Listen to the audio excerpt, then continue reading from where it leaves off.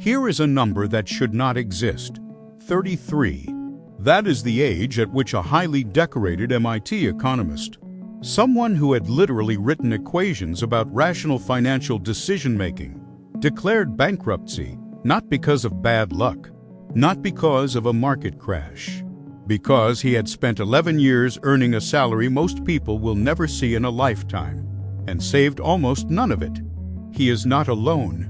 A study tracking 2,000 lottery winners found that within 5 years, the majority had returned to their original financial position, not because they spent recklessly on yachts, because they did not understand how to hold wealth once they had it. Another study, this one from the Journal of Economic Perspectives, found that financial literacy scores have almost no correlation with actual financial outcomes for people above a certain income level. Read that again. Knowing more about money does not reliably make you better at money. So what is going on? Why do the people with the most education, the highest salaries, the most access to information, why do they keep ending up broke, stressed, or quietly drowning in debt they cannot explain? That is what this is about. The illusion of intelligence.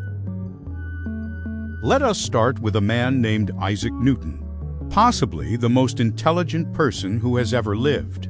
He invented calculus almost as a side project. He described the laws of gravity. He rewrote how humanity understands light. The man was operating on a different plane of existence intellectually. In 1720, he invested in a company called the South Sea Company. The stock was rising. Everyone was talking about it. He bought in, made a profit, then watched the price keep climbing. So he sold. Smart move. He cashed out. Then he watched it go higher. His friends were getting richer. Neighbors were getting richer. The price just kept going. So Newton did what any brilliant mind would do when confronted with evidence that contradicts his position. He ignored the evidence. He bought back in. Bigger this time, near the top. When the bubble collapsed, and it always collapses, Newton lost the equivalent of $3 million in today's money.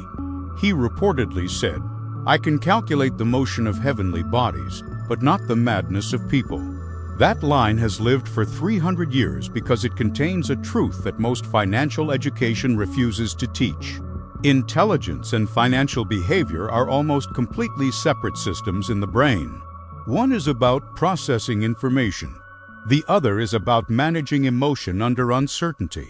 And no degree in the world trains you for the second one. How the brain actually makes money decisions. Here is what neuroscience has quietly established over the last 2 decades.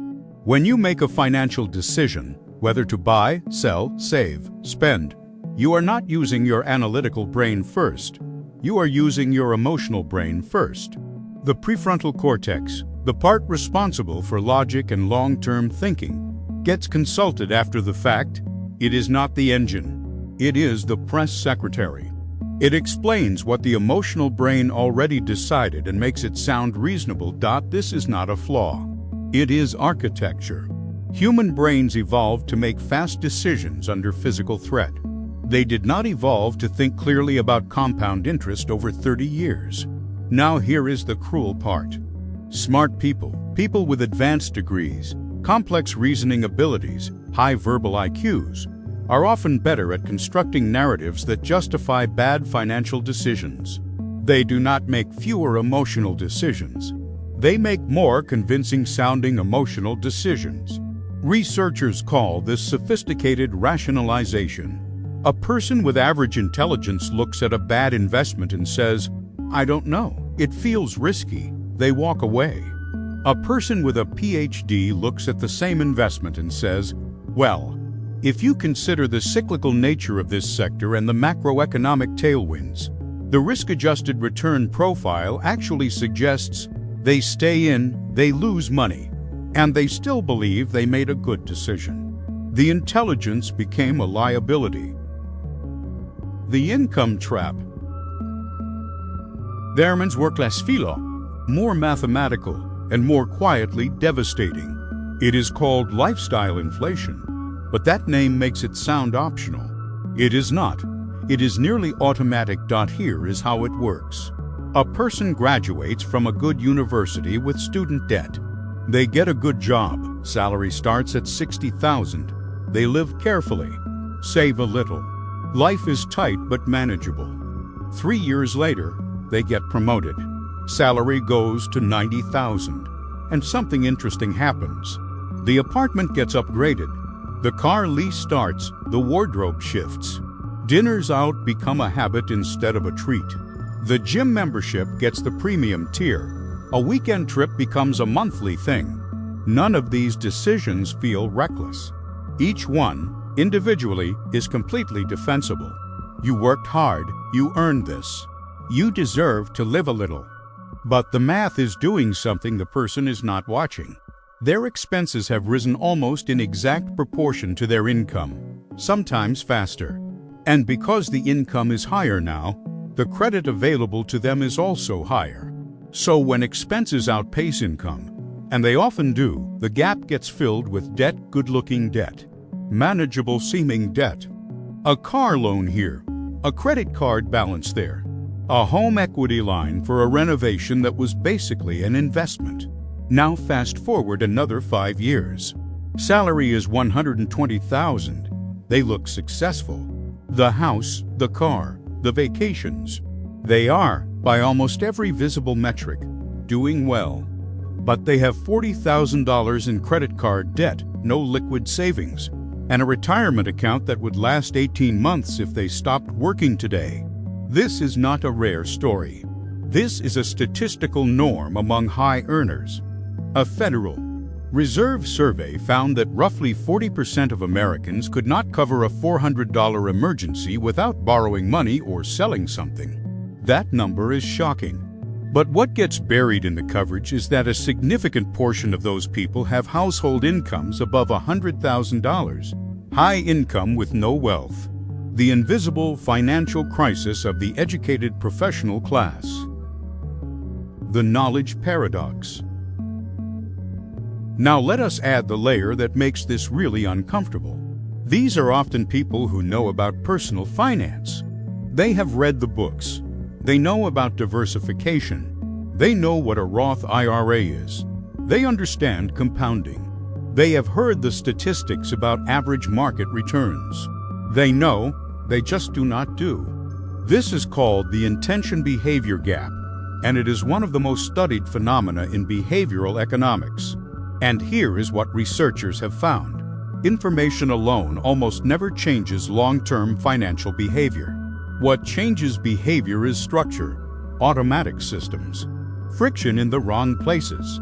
The single most effective financial intervention discovered in modern behavioral research is automatic enrollment. When companies automatically enroll employees in retirement plans, instead of asking them to opt in, participation rates jump from around 40% to over 90%. Same employees, same information, same salary, completely different outcomes. The only thing that changed was who had to take action. When saving requires action, smart people find reasons not to act.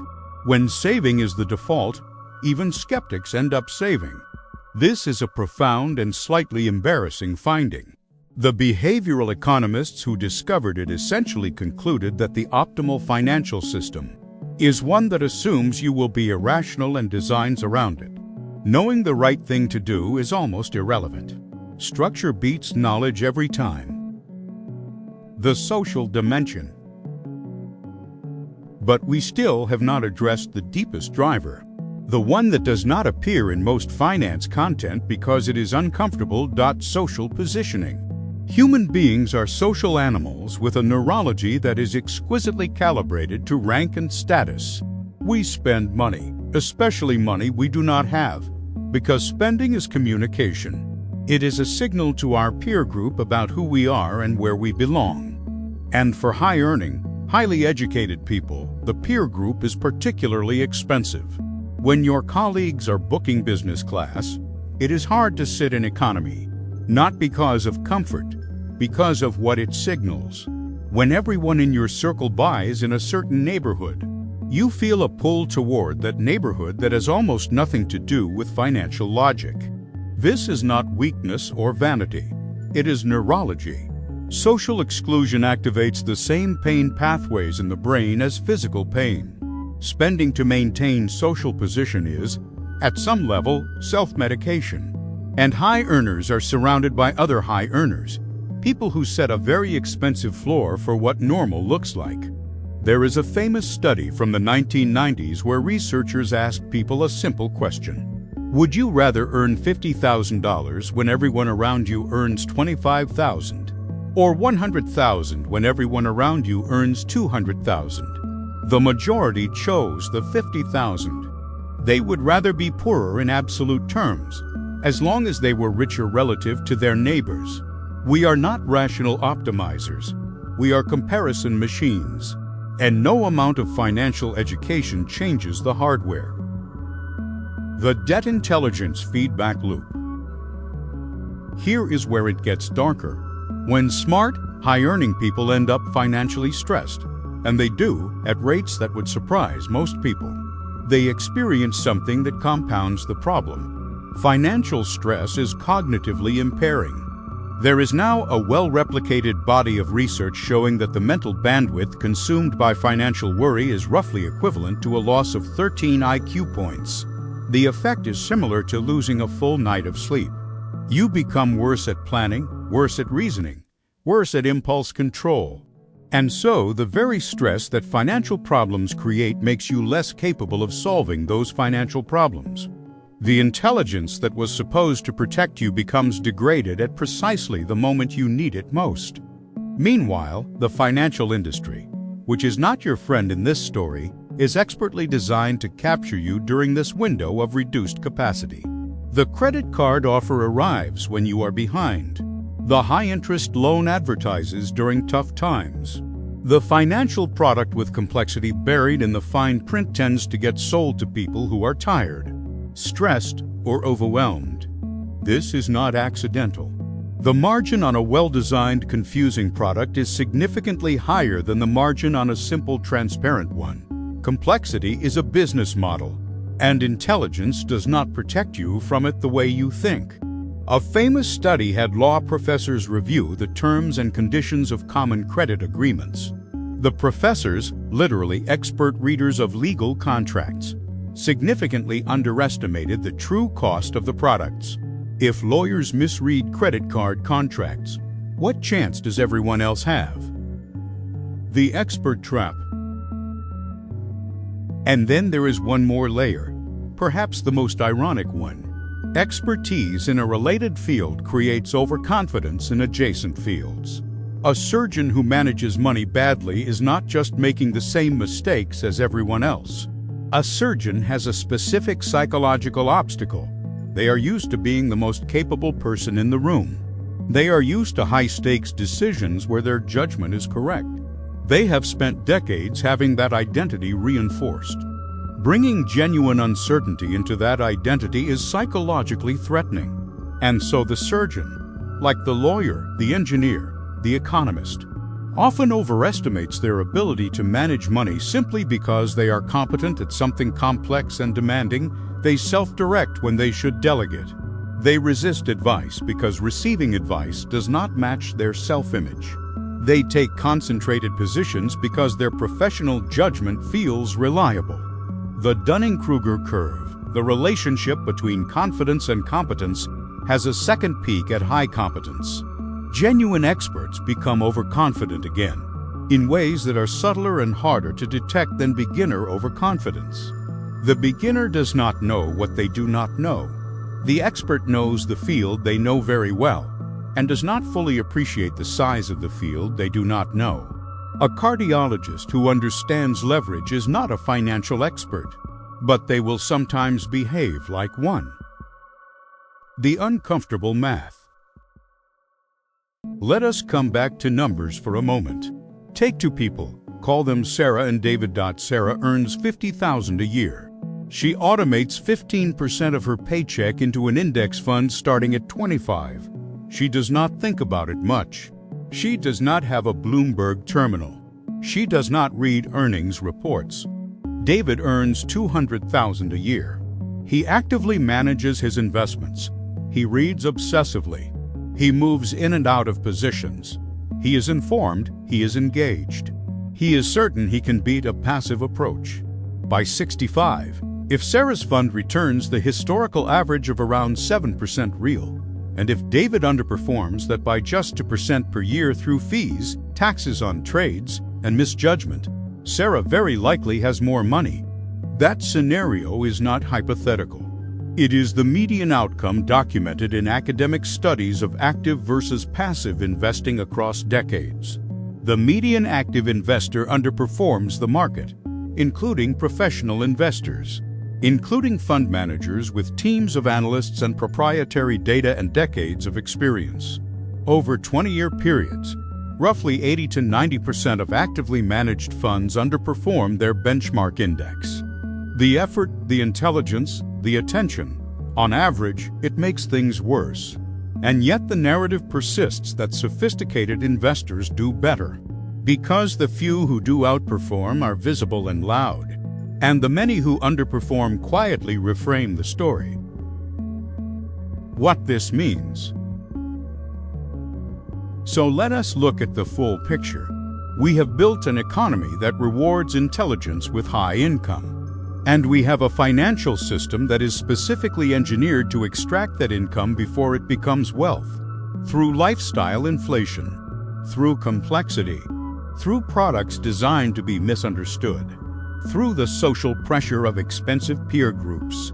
And we have a culture that has convinced highly intelligent people that managing money is fundamentally an intellectual exercise, that if you are smart enough and study hard enough, you will make better decisions. That belief is not just wrong. It is dangerous, because it prevents the only intervention that actually works: designing your financial life to require as little decision-making as possible. Automate, simplify, make wealth accumulation the default rather than the exception. Remove the temptation to be clever. The people who quietly build significant wealth over decades are almost never the most financially sophisticated people in the room. They are the people who set up a boring system in their 20s and then mostly forgot about it. Boring, automatic, simple. 3 words that no one has ever used to build a financial media brand.